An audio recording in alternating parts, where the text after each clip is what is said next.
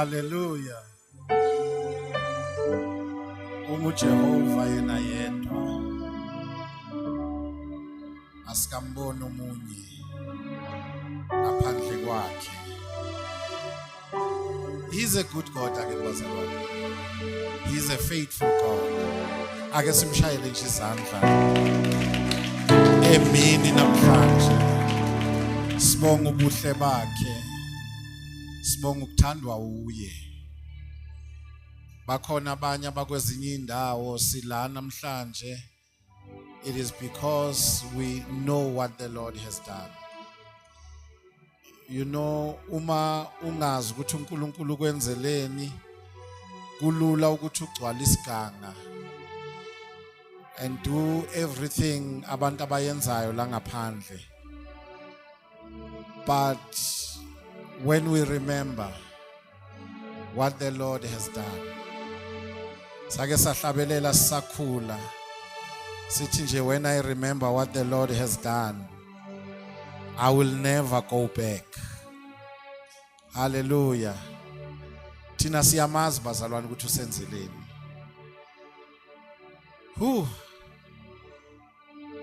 Angazi ngizozama nje ukusheshisa. I have a prophetic word from the Lord. Nami bengithanda ukuthi qhubeka nesihloko bengikhuluma ngaso last week sokuzalwa kukaJesu. But uNkulunkulu lishintshile uhlelo lwami early hours of Saturday morning. Wanginika umlayezo ekumele ngiwudlulisele ibandla namhlanje. If somebody can receive this word, agijime nalo ku-2026, I can guarantee you will experience abundance. Because into engixoxa noThixo kulamalanga, which I believe I will declare on the 31st, indaba ye overflow. There's gonna be an overflow.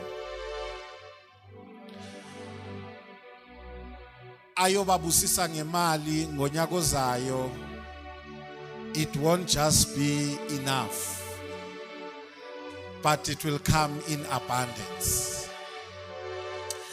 Ayobabusisa ngenjabulo kulonyaka ozayo, akuyi kuba injabulo nje yesikhashana, kuyoba injabulo ezokapakela nokwabanye. You will affect everyone that is connected to you. Nalabantu phila nabo abahlala begrumpy because of the joy of the Lord that will be filling your heart. They won't have a choice but to be happy and celebrate. Yonke into yethu kulonyaka ozayo, it's gonna be an overflow. Ngizwa nje igrace ye overflow. Sanibonani bazalwane thokoza. Ngizwa nje igrace ye abundance. Ngizwa igrace ye nala. Can you look at your neighbor and say it's gonna be too much? Oh, say, my neighbor, it's gonna be too much. It's gonna be too much. Yabona magethu uNkulunkulu, I will open the windows of heaven and I will pour out a blessing so that there shall never be room enough to contain it. Sikijima ngalelozwi next year. Grace ye abundance. 2026 is the year of abundance, the year of overflow. Let me hold myself.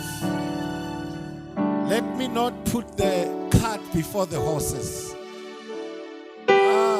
Fika ngi-31 ngiyobe ngiyirelease officially le grace, and you will see God working in your life. Namhlanje nje ngiyandlalela, and I can assure you leli lizwi akusiyizwi lokuthi umfundisi uyastudisha uyalifunda izwi.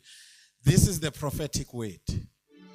It is the word that comes from the mouth of the Lord. And I'm here to release it over your life and over your family. Sikhichime siye encwadini kaLuke chapter number 5. We are reading from verse number 1 to verse number 5. Cela abafunda kahle basifundele egameni likaJesu. Siyithole ngesingisi bese siyayithola ngesizulu. Chapter number 1 chapter number 5, I'm sorry. Verse number 1, sime ku verse number 7.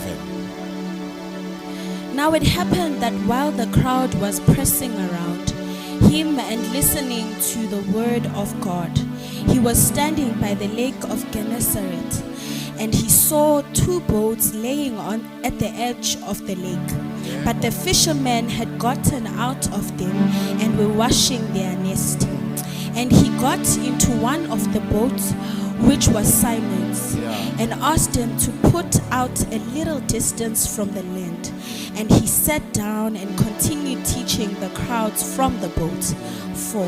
When he had finished speaking, he said to Simon, "Put out into the deep water and let down your nest for a catch." 5. Simon responded and said, "Master, we worked hard all night and caught nothing, but I will do as you say and let down the nest." And when they had done this, they caught a great quantity of fish, and their nest began to tear.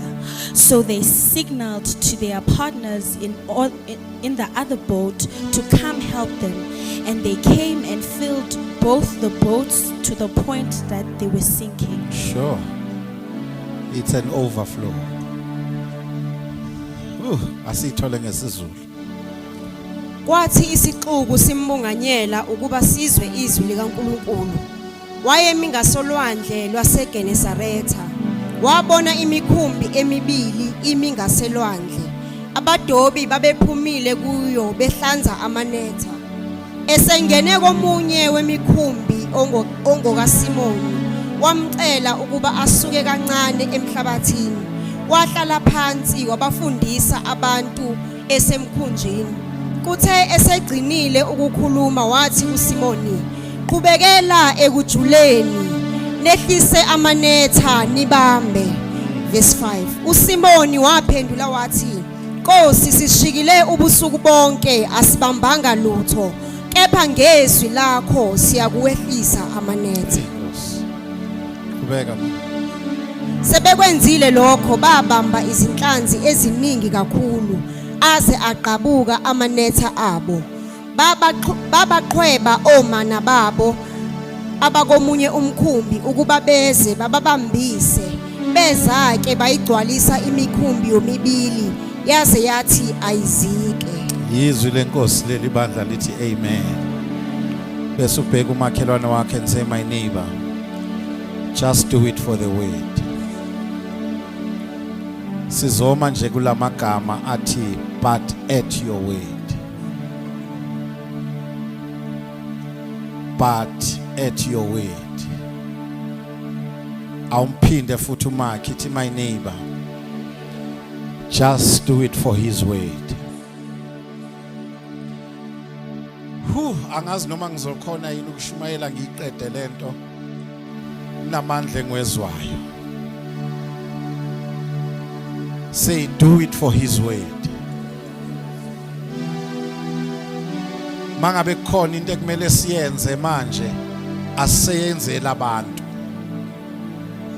Sesiyenza ngenxa yezwi. Ngicela ukurecruiter nalabo abavamisa ukwenza ngoba bechaza umfundisi. Ukuthi salusukhohlwa umfundisi, ungasenzela umfundisi ukuthi mhla egcoba abanye nawe akhawukele. Konke okwenzayo kwenzele izwi lakhe. Kwenze ngoba kusho izwi lakhe. Sanibonani bazalwane ethokoza. Masiqala nje kule scripture, iBhayibheli lithi abantu beza kuJesu, they came, and the reason was one, to hear the word. Yabona uma ebhala uLuke la kwangathi Nkosi yami ngisize.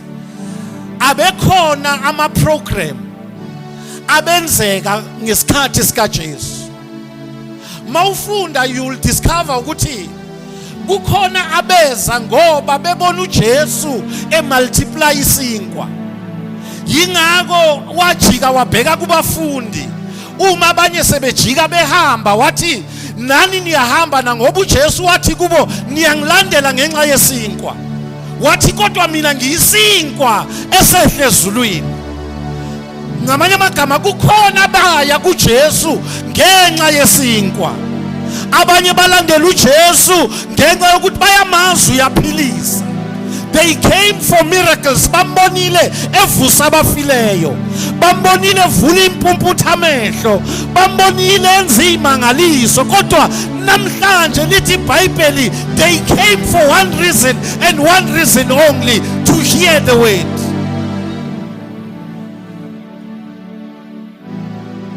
Alishongo njalo. Lithi bebezokwenzana.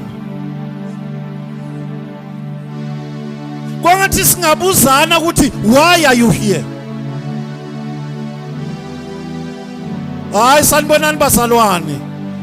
Kwangathi ungabheka umakhelwane wakho na umbuzo ukuthi kahle kahle uzeleni la. Ngoba nasemabandleni kukhona abazile beze emfuleni vele bazofisha. Bazwile ukuthi ebandleni labasindisiwe kuneyintombi. Kwangathi singabuzana ukuthi why are you here? But lesiquku ngithanda into eyodwa. Lithi iBhayibheli bebezozwa izwi. And bazalwane, this is always a sign of a true gospel revival.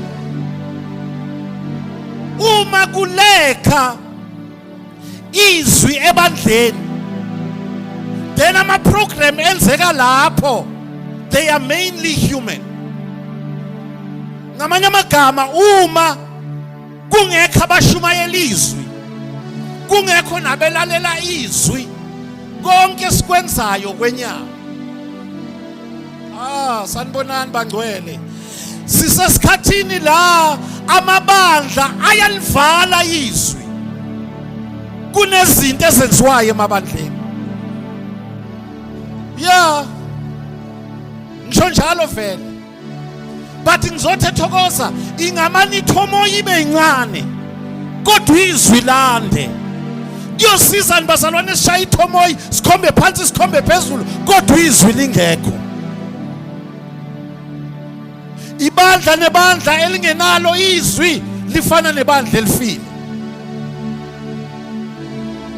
Ngifuna mina kulonyaka ozayo njoba kuyiSunday yokugcina, make up your mind and say kuzo zonke izinto ezikhona esontweni ngifuna izwi. Sizobona nokuthi noma singak-overlooka ngesikhathi sama-ordination, you will keep on coming. Ngoba uzelanga ukugcotshwa. Hayi sengishilo. Sengishilo ngisho njalo vele. Ngoba some of us we are hopping from one church to another. Isizathu sifunana nesikhundla. Monga sithole isikhundla assemblies uyahamba uye faith mission. Everything you do noma nokunikela kwakho awunikeli from a genuine heart. Unikela ngathi uya impressa because you want to be ordained. Ngoba nabafundisi sebane error. They can overlook those who are anointed and run with those who are loaded. Kodwa thokoza ake sifunizwe. Ake sifunizwe. Sifuneni bazalwane. Uma ngabe kukhona ama program esiwaphakamisa ngaphezulu kwezwi ethokoza, then there is an error. Ngiyakhathazeka sister Kutwana umntanami ukuthi uma kuthiwa iyouth iyaphuma nibabaningi. Ngize ngibone nabantu engingabazi ukuthi nala ukhonza nathi. Mabe ngibonisa lama video ngitalo nathi. Kodwa akube isikhathi sezwi you are few. Then uyabona ukuthi khona into wrong la. Mawungathi abantu abasha baye parkini bayoswima, bayobraya baphuma ngobuningi. Kodwa makuthiwa wozani sizolalela izwi, uyabona ukuthi kunenkinga la. Hayi sanibonana sikisini. I'm sorry to offend you. I'm sorry. And bazalwane mawungakucheck even the churches that are called mega churches. Uma kuyisikhathi se-Bible study, it's only a handful of people. Because abantu baqabene nani bazalwane. Somebody say izwi. Oh, Nkosi yami.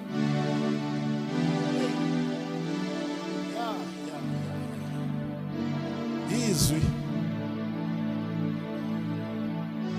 Hey, mawungakuthi siyahlangana. Siya ingoje le parking ngogogini thana. Siya red flag. Uyobona nabantu abadala abagcina makoti. Bona ukuthi abazalwane bayimisela. Mawungathi ake nize sizothetha indaba. Ke sizobuka nje imibhalo. Ngiyakutshela, it's only a handful of people. But like Ngibusekile, I have seen, especially 2025, our Bible wise class has grown ngendlela nami ngithusayo. And ngibuka abantu beza ngendlela ngengibazwele ngoba abanye bahamba ngeenyawo lithi maliguqubele ngithi uMrs Shabalala faka kabi ubatshela ukuthi ayikho iBible study bayangilwisa. Bathi mfundisi, why you cancel iBible study? Ubani othe thina saba imvula? Then ngaze ngathi kubo okay mina ngisuke ngizwela nina ngoba mina ngiza ngemoto. Some of you nihamba ngeenyawo ngisuke ngihawukela nini. Bathi mfundisi ungasizweni. Sifuna izwi. Ake nishayelele bandla izandla. We are blessed. We are blessed. Bese kunegama uJesu amagama wakhulumile lapha yana uthi let down your nets. And mawumbheka lapho uJesu usho ngento ayikhulumayo uthi let down your net for a catch. Akathi take chances. Zamani uthi yehlisana amanetha nenze njani bazalwane. Kwangathi ngizomemezela eThokoza kukhona abazobamba ngo2026. Inetha lakho ngeke libuye mahala. Ngithi inetha lakho ngeke libuye mahala. La uyophonsela khona inetha liyobuya nenhla. And kulaba bafundayo normally inhlanzi, they were netted in a shallow water at night. Yingakho Peter athi sishikashikile ubusuku bonke. Obo Peter they mastered ukuthi mawufuna ukubamba inhlanzi uza ebusuku. Ebusuku inhlanzi zidlalela la amanzi eshalo khona. Niyangizwa bazalwane? But during the day they migrate. Ziyahamba ziye la amanzi khona too deep ukuthi namanetha ngeke afinyelele. Sanibonani bazalwane eThokoza. Sanibonani bangcwele eThokoza. Bakhona abazalwane bezwi la ekhaya. Bakhona abazalwane bamaziyo uNkulunkulu la ekhaya. Bakhona abazalwane bamlalelayo uThixo. So la uJesu phambanisa iprofeti. La amafisha abalekele khona kunzima ukuthi wabambe ngenetha, especially during the day. Uthi uJesu ake uphonse kujuleni wePeter ukuze nibambe. Sanibonani bazalwane? I-experience kaPeter ithi lento lo muntu ayikhulumayo ngokwe-experience ayenzi sense. I know ukuthi ukhuluma into impossible. Makeqeda uthi weJesu lento ukhuluma ngayo siyenzile not for 1 hour. Hayi Nkosi yami. Not for 2 hours. Kodwa lento ukhuluma ngayo siyenza ubusuku bonke. And ukhuluma into impossible but I will obey anyway. Hayi bazalwane sanibonani. Ngicela kube nomuntu oyedwa namhlanje ozothi baba lento isho inzima but I will obey anyway. Anganoma niyangizwa bazalwane. kunezwi lakho kulonyaka engeke lenze sense according to your experience. Ithi makhelwane, ungayivumeli experience ikwenza ungamlaleli, ngoba enye into eyingozi ukuthi abantu bayazi. Abantu benze njani bazalwane? Ungakuvumeli ukwazi kukwenze wenze njani. Yabona manje ngicela ukukhuluma nabantu abakhulele esontweni. Kunabantu abakhulele esontweni bayazi yonke imithetho yesonto, balwazi wonke amavesi, sekunzima ukuthi balalele. Fane nale ndoda uJesu yayithi kuye, ngingenze njani ukuthi ngingene embusweni? Wathi uJesu othanda, uyabona, wathi hlonipha uyihlo nonyoko, thanda umakhe, wathi hey ngikwenze konke lokhu from my youth. Nalaba khona banjani? Sikhulele emasontweni angithi. Bangakho abakholwayo ukuthi ukukhuluma kwakhe kusha every day. Ya. Ukukhuluma kwakhe kunjani bazalwane? uNkulunkulu angakunika i-instruction entsha ngevesi elidala. Sengisho mina lo wami uNkulunkulu, ivesi wena othi ukhule ngalo, kodwa uNkulunkulu akhipha umlayezo onjani bazalwane? Sanibona bazalwane uthokoza.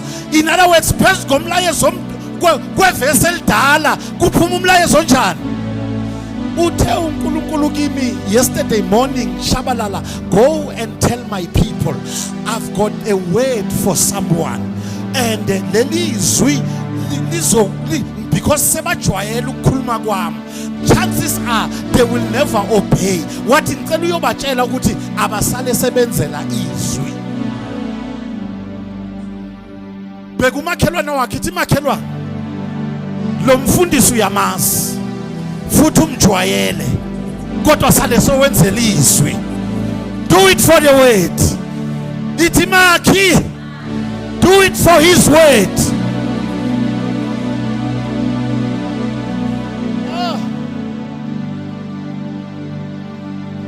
Mphinde futhi yasile kwangathi ngayiphusha phezu kwevesi elidala mamthembu, kuzophuma umlayezo omusha kuloyo ozolalela.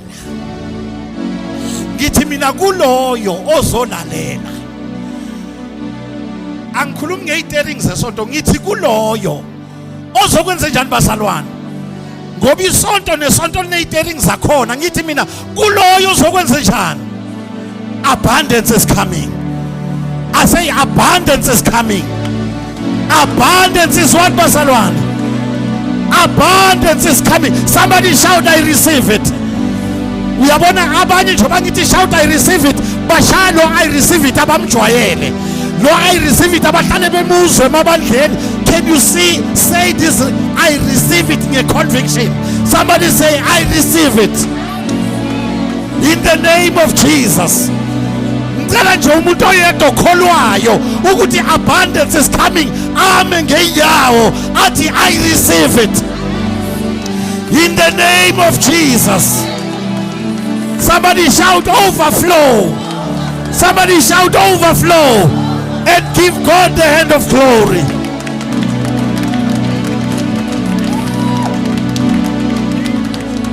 Oh, ngahlala phansi kancane. Hlala phansi kancane. Ngizohlabelela kahle athi izwi lakho liwukukhanya ezinyaweni zami. Ngamuzwa athi ngiyalilonda enhlizweni yami. Somebody shout his word. Somebody shout his word. Uyabona kukhuluma umuntu ongakaze wadoba, instruct abantu abadoba ubusuku bonke, abantu abenza lento for a living. Uthi uJesu ke, Peter, now that I have done what I was supposed to do, launch into the deep.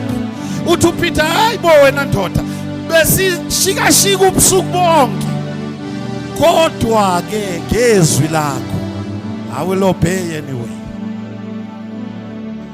Mamkhulu, uNkulunkulu uma engakakuchallenge ukuthi uxolele umuntu ongadeserve ukuxolela, awukakayitholi instruction. Sanibonani bazalwane.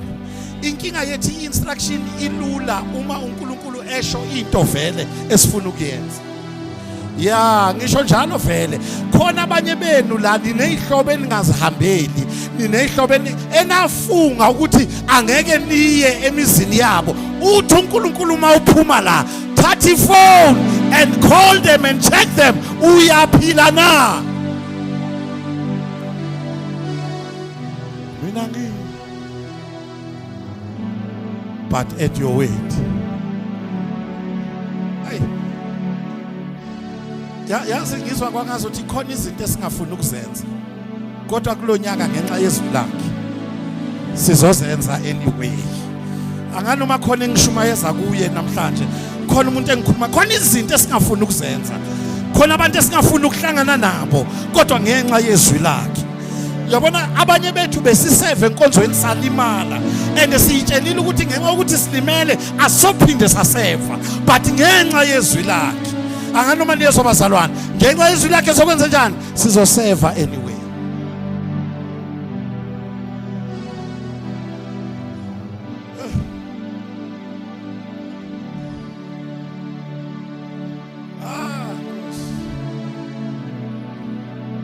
Uthe uNkulunkulu ngitshela umuntu kulonyaka kunezwi lakho ekumele ulobey kulonyaka. Lelo zwi liza neabundance. Sometimes asifuni futhi uNkulunkulu asitshele into ebesiloku siyenza kodwa singawaboni ama results. Yabona nje mhlawumbe niyabalalela bobabamabala, some of you belokhu bekhuluma nge-tithe and offering ukuthi yazi kunini ngiyenza le nkonzo but angiwaboni ama results. Ngizothi kuwe, do it for the weight. Ngiyavuma abanye bethu sikhulele enkonzweni vele kade sinikela. Siyanikela, siyatitha, kodwa abanye banama testimony thina do. And nangu uJesu aphinda futhi namhlanje azothi sithathe sinikele. Yona lento besiloku siyenza singawabona ama results. Hayi bazalwane, ngikhuluma nomuntu namhlanje. Ngizothi kuwe, do it for the weight. Abanye benu naphelelwa umthandazo ka12 no wa3 because you've been praying ngo12 nango3 kodwa izinto azenzeki. Noma umoya engcwele sekuvusa ethi vuka uthandaze. Usuvela uthi hayi Nkosi ngizobona ekseni mangivuka. Ngizothi kuwe, do it for the weight. Awukubuyele kulezinto kade uzenza zangakunika ama results and say baba this time angisayenzi ngoba ngine experience yokuyenza, kodwa manje sengiyenza ngoba kusho wena.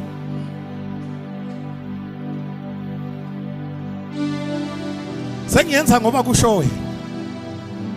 Khona abantu nje abangakwazi ukukhonza, angikhulumi ngabasebenzayo, sengisho nje mina abantu abangakwazi ukukhonza 4 weeks in a month. Maye khonze 3 weeks isishaya izandla. And naye usitshelile vele ukuthi hayi inkani mangivelile. Kulala babezayo next week. Dala sabagcina bayeza next week. And vele wonke unyaka bazela nje the first 3 weeks of the year. Bathi bazothula. Bayathulula baphinde bayoloada. Every year bayabuya bayathulula baphinde bayokwenza njalo. Akakubona uSathane uqhubeka. Uqhubeka kushaya ujunu lokuqhubeka. Uthi angisenzi ngoba ngikhulele esontweni. Sengenza ngoba kusho yena. Sanibonani bazalwane. Nginenkinga yabantu abangayithathi instruction komunye umuntu. And uNkulunkulu ivessel yakhe unokuyikhava ngentobeko, ngemeekness. And mawuthi uyayibheka le vessel I deserve ukukhuluma nawe. Ngoba ilevel wena okuyo itho ukuphakama. Kanti uNkulunkulu uzokhuluma ngento edelelekile. Ngizokuncenga namhlanje. Forget about the vessel. Just do it for the weight. Naye umzalwane la ngangikhonza naye, wayengayithathi into uma ingashiwongo yini. Noma kungakhuluma bani, uzofuna ukuverifya kimi kuqala ukuthi siyayenza yini into eso. Kufanele ngize ngimtshele ukuthi yebo siyayenza, khana yenza. Silonke letho umunye umuntu ayi. Kunabantu abanjalo, you know. Mawungakubheke esikhathini esiningi uNkulunkulu akakhulumi ngabantu abathembisayo. Ukakhulume nangabantu abadelelekile. wena mawubheka ivessel ubonta ulalela lo muntu, it's a waste of time. Namhlanje ngizokuncenga, just do it for the word.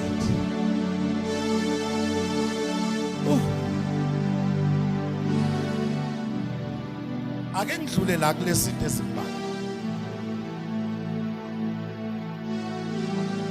Izwi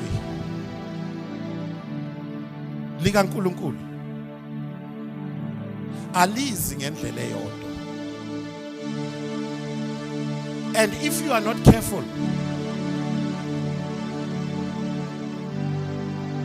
ungalahlekelwa ukusho kwakhe.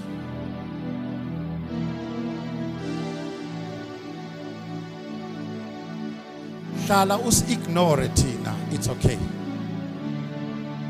But don't miss God. Bangakho abakholwayo ukuthi uyakhuluma uNkulunkulu. And ukhuluma ngendlela esinjani? Ezihlukile.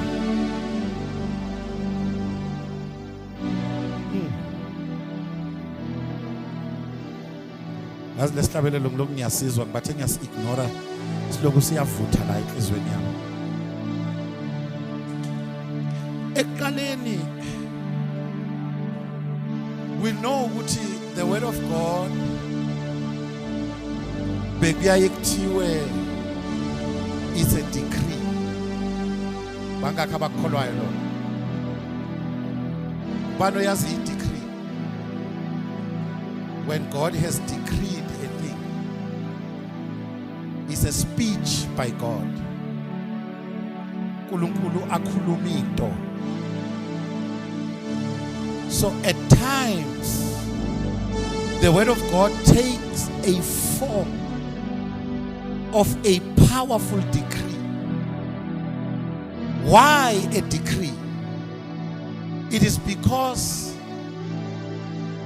when God declare, when ekhuluma into, number one, he causes events to happen. Number two, he causes things to come into being. That is my God. His decrees causes events to happen. And again, his decrees causes things to come into being. Yingakho Genesis chapter number 1, verse number 3, lithi iBhayibheli, and God said, let there be light. That was a decree. And bese lithi iBhayibheli, and there was light. Bakhona abangcwele endlini. Mawuya ku verse number 24, lithi iBhayibheli, and God said, let the earth bring forth the living creatures according to their kind, livestock and creeping things, and beasts of the earth according to their kinds. Bese lithi iBhayibheli, and it was so. Mawunotha lama verse amabili. Elokuqala lithi let there be, and bese lithi and there was light. Lele linye lithi let the earth bring forth. Bese lithi iBhayibheli, and it was so. Kwaba njengokusho kwakhe. Bakhona abangcwele endlini. Bese ke obhala amahubo ku 33:6 uthi, by the word of the Lord the heavens were made, and by the breath of his mouth all their hosts were created. Sanibonani bangcwele. Why am I bringing this to you today? There is a decree of God that is coming over your life. Number one, it will cause things ebezingekho empilweni yakho zibe khona. Uma ngabe kukhona izinto ongabanga nazo ku 2025, it will take God declaring over your life and say, let there be, and uthi uNkulunkulu angutshele, there shall be. Can you look at your neighbor and say, my neighbor, there shall be? I don't know ukuthi yini ongenayo mntana sekhaya. I don't know ukuthi yini obuyikhulekela, but there is a decree coming that will make things to come forth. Konke obungenakho kuzoba khona ngegama lika Jesu. Sizodeclare kulonyaka sithi makube khona imisebenzi in the name of Jesus. Makube khona imishado ngegama lika Jesu. Makube khona imizi ngegama lika Jesu. Makube khona imali ngegama lika Jesu. Makube khona amabhizinisi ngegama lika Jesu. And there shall be. Somebody shout, there shall be. And give God the hand of praise. Basho kahle abantwana bami bathi baba siyabonga ngalokho kwenzileyo kanye nalokho kwenze njani bazalwane. Ngizomemezela kukhona okuzayo. And there shall be.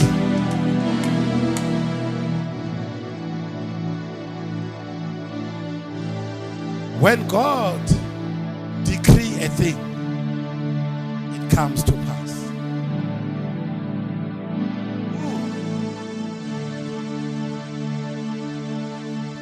What is impossible with man?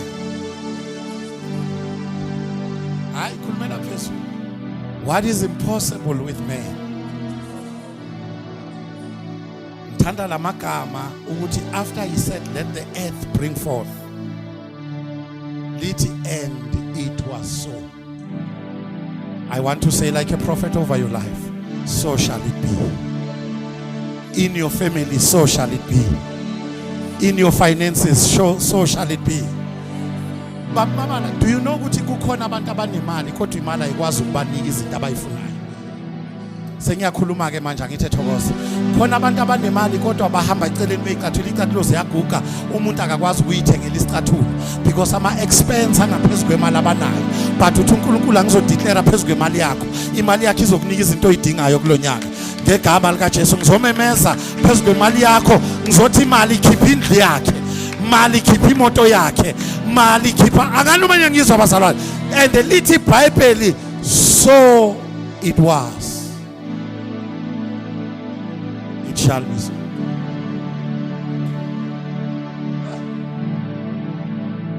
Yazi uma umuntu enemali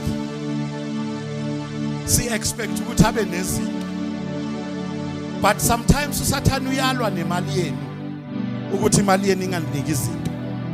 Ungashaya ngathi awazi ukuthi ngikhuluma ngani. That is why abanye benu niyahola nge25 nge1 ni broke. It is because the enemy is coming against your finances. Yona imali yangena kodwa masithi siyabheka izinto azikho. But uthi uNkulunkulu angizomemeza phezulu kwemali yakho ukuthi ayikhiphe yonke into eyifunayo. Yonke into oyifunayo izophuma kuphi? Phezulu kwemali yakho. Lalela khona umoya engimzwayo. Lalela, angeke usaya kubomashonisa. The same man obugijima ngayo yiyo le mali ezokunika. Ngeke usaeda ngemali yokuboleka. Ngani manje ngizwa bazalwane? Ngoba yizwi elithe angeke siyoboleka kodwa thina sizoboleka abaningi. Angani manje ngizwa bazalwane? Ngizorivesa idimoni lokuyoboleka ngegama lika Jesu. You know, cabinet abanye basmart la makhadi ahlala kubomashonisa.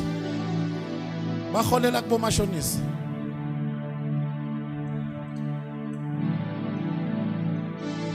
Izwi lakho lisibani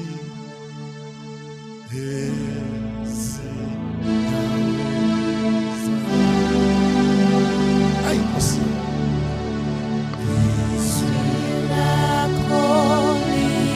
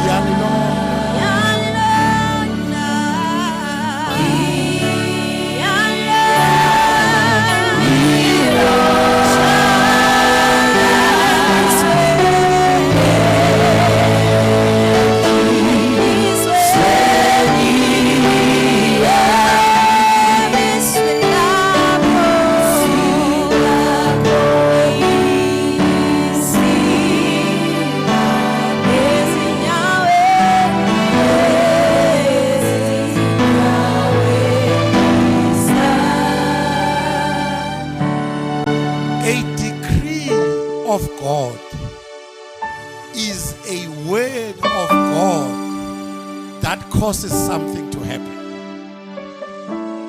Phinde futhi, a decree of God is a word of God that causes something to happen. Uyaphela u2025 kunama activities obowakhulekela angabanga khona empilweni yakho. uNkulunkulu uthi mawungakulalela izwi lakhe kulonyaka, something is about to happen ngegama lika Jesu. And this decree, bazalwane, they don't just include the events of the original creation, but also the continuing existence of all things. Ngamanye amagama, yonke into iphila ngezwi. Yingakho uHebrews 1 verse 3 asitshela ukuthi he upholds the universe by the power of his word. Ngamanye amagama ngicela ukumemezela kumzalwane okhona la, ayikho into ezobulawa yisitha uma uyibeke ezwini. uNkulunkulu uzosekela yonke into enegama lakho izoba sustained ngezwi lakhe. Abanye bazofika baphele, but wena uzoqhubeka njalo ngoba yonke into yakho isekelwe yini? Yizwi. Somebody say the word. Number 2, sometimes God's word comes in written form.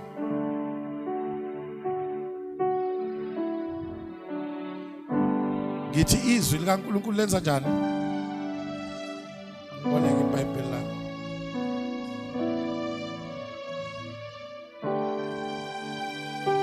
Ake ngilungise na into. Akusincwadi yokukabhana le. Uma kunomuntu omazela izinto zakhe bese uyofuna iscripture sokumshaya, ume la sithi uya exhorta kanti khona olwa nabo. Leli yizwi likaNkulunkulu. Athi make bhalela uTimothy uPaul athi yonke imibhalo iphefumlele. Athi ilungele ukuyala. Again, ungathi malikiyala bese uthi bashumayela ngabo. Ngoba abanye abantu kunzima ukuphenduka ngenxa yokuthi banale notion yokuthi kushunyayelwa ngabo. Izwi likaNkulunkulu libona asihambi nani nje. Asinazi ukuthi nidlani. Uma sima la sithe ezinye izinto yisono kusuke kuyizwi. Elingiyalithanda lezwi. Alithi isono iphutha. Isono. Ngoba abazalwane bafuna ukuthi mabe sezonweni sithi iphutha. Sanibonani. Athi-ke uDavide ngiyalilonda enhlizweni ukuze ngingoni. Somebody say the word.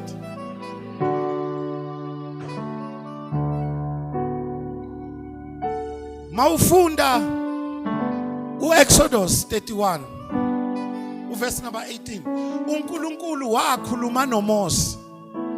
Mayiqeda lithi iBhayibheli wamnika izibhebhe ezimbili zamatshe, izwi elilotshiwe. Ake sikhule bantu abami, sengiyancenga ne. Ake sikhule ukuthi makukhuluma izwi likaNkulunkulu sazi ukuthi kukhuluma izwi. Ngathi makukhuluma izwi likaNkulunkulu nithi ya umfundisi vele ukhuluma ngathi. Siyophuma kanjani ezonweni uma kungenanto esitshelayo ukuthi lesi sono?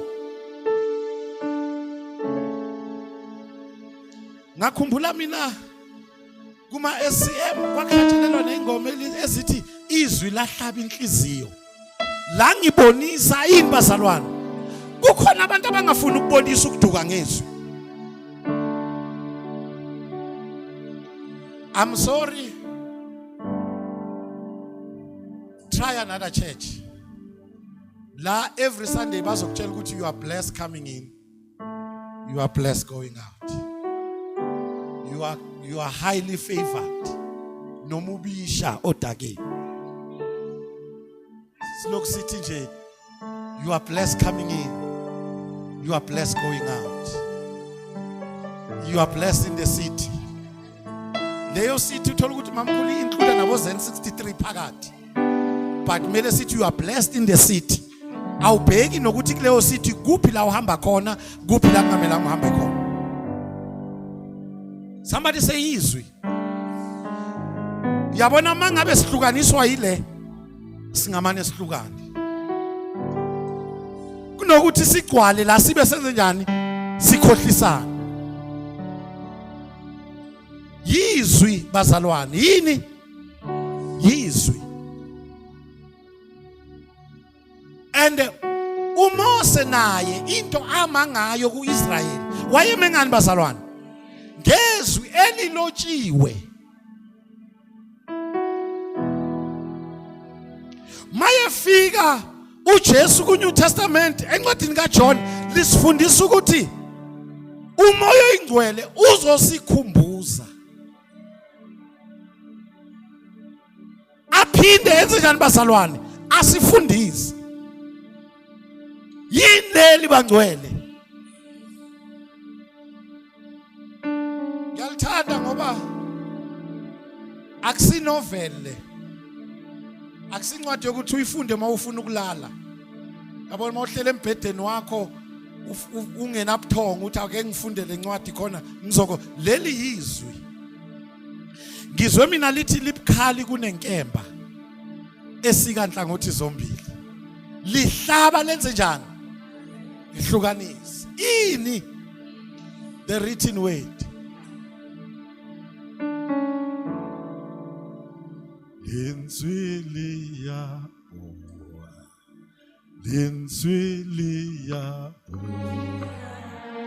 Bua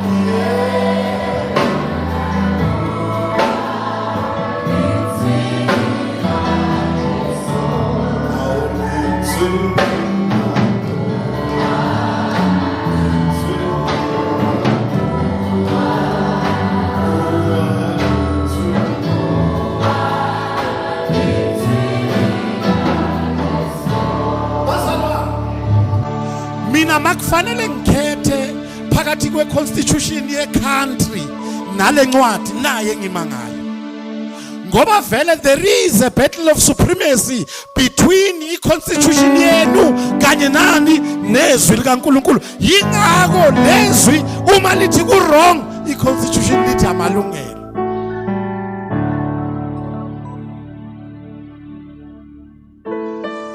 What am I saying to you? If you want to be okay kulo nyaka esiya kuyo, make this book your friend.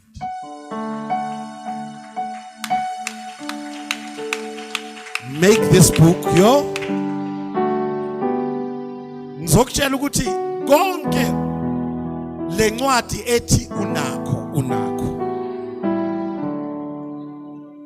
Uma lencwadi ithi uyaphila, anginandaba ukuthi usurround wabathakathi abangakanani. Ngizomemezela mina ukuthi uma ithi uyaphila,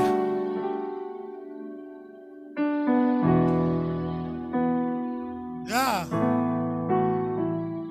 ntomusha ndodana manifuna ukuba right nasesikolweni, make this book your friend.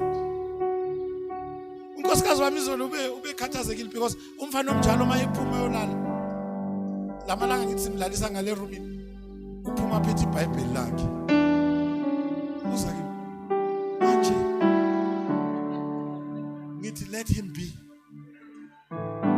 Because ngiyazi ukuthi uma yemezweni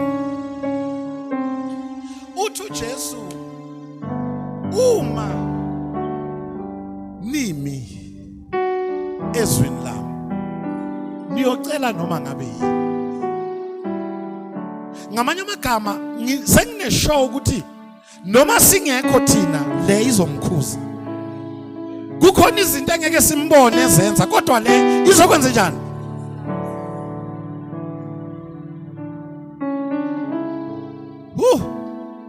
Ningabanqabela abantwana. Hayi kahle kahle ngicela ukuni-challenge mangeke. Mangaba abanawo amaBhayibheli hamba niyobathengela.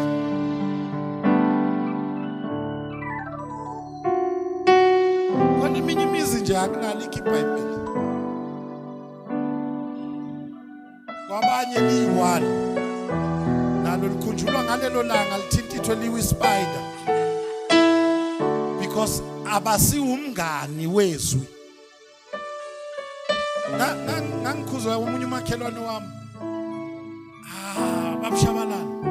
Wena la kwakha kunamathuluzi kugcwele amaBhayibheli. Hayi bazalwane, ngaze ngayofuna i-toolbox. Kuthi at least nami kubomakhelwane bazi ukuthi ngine toolbox. Kodwa into egcwele yini?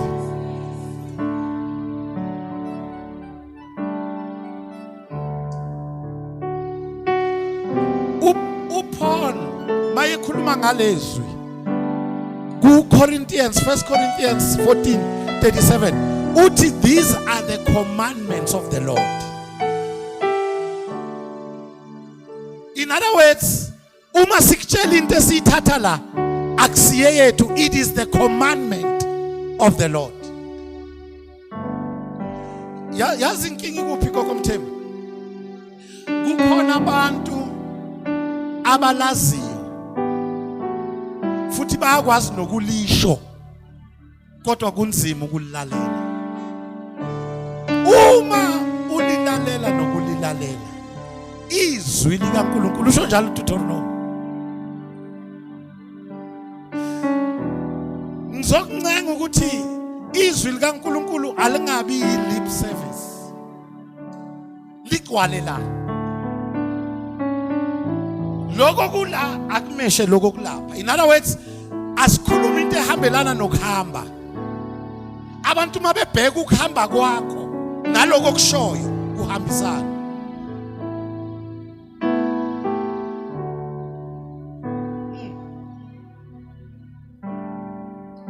Ayithi ngiyeke ngoba ngizonimoshela unyaka. I don't want to spoil your year. Kodwa kukhona abantu ekufuneni bawine, hayi ngokukhuluma, ngokuhamba. Khona abantu ekufuneka bathi nabebheka ukuhamba kwenu bafuna uNkulunkulu wenu. Ngoba izwi lena lisekho la emlonyeni, selingaphakathi. Ungahambi into engafani nokusho kwakho. Angithi ile lithi wothanda umakhelwane. Akusho lona. Mazwane akusilo elithi bafazi thobelana abayeni benu. Angifuni ukungena deep.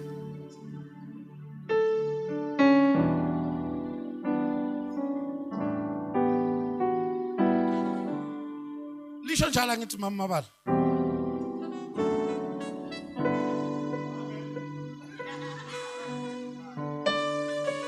Kushizwe mama, kushizwe. Baba, yilo lezwi elithi madoda thandani umngeni. Kube kwangazothi kuKristu. In other words, the sacrificial love. Kusho leli.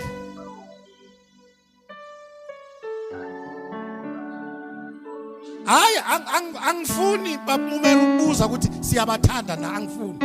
Because I don't want ukuthi ngifaka abantu enkingeni. Benginikhumbuza ukuthi yilo elisho njalo.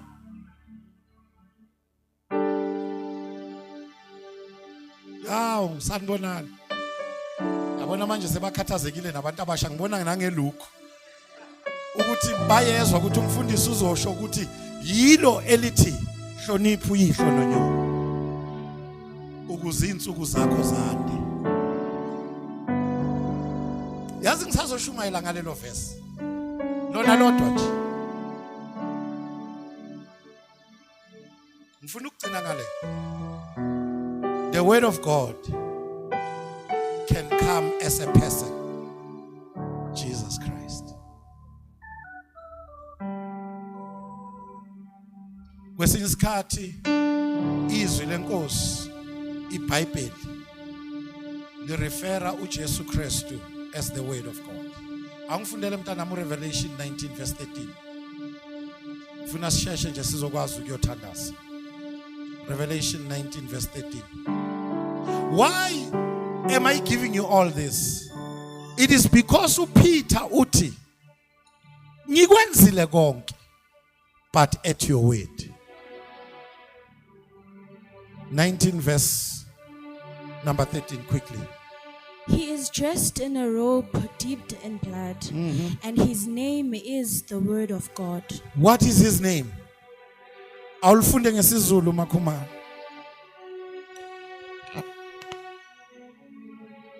Wembethe ingubo efafazwe ngegazi.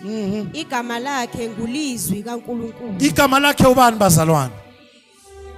So at times kwangathi uPeter maye yophonsa ekujuleni, he had a revelation ukuthi this is the word speaking. Akusakhuluma umuntu, sekukhuluma ulizwi. While abanye bebona umfana kaJosepha, yena wambulelwa ukuthi kwangathi manje it is the person, the man, Christ Jesus. Yingakho uJohn mayebhala kuJohn 1 athi in the beginning was the word. Athi the word was with God. Athi and the word was God. Unizwi ngamanye amagama akakwazi ukuliphikisa izwi lakhe ngoba izwi lakhe linguye. Izwi lakhe lingubani basalwane? uNkulunkulu is not a man that he should lie. Akawaqamba manga yonke into akuthembisa yona uzoyenza. That is why I prefer his word than all these prophecies. Why nalaba prophet? They sometimes prophesy, you know. They tell us some things just to give us hope. Kodwa ma ngitshelwe yile. It doesn't matter how long it takes. Engwazi izokwenzeka. Awubheka umakhelwane wakhe ethi my neighbor. Akushila uzokwenza. Into ekumele uyenze wena yamkela izwi. Ay, ngiyamthanda uJohn. Athi and the word became flesh. Go verse number 14 athi and he dwelled among us. Athi and we have seen his glory. Glory as of the only Son from the Father, full of grace and truth. Izwi laba inyama. In other words, the word can take a form.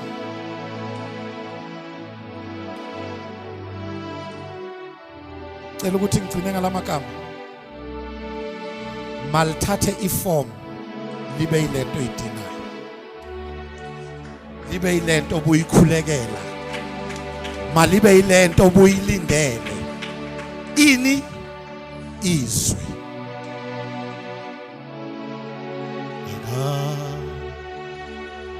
Vumana unyawo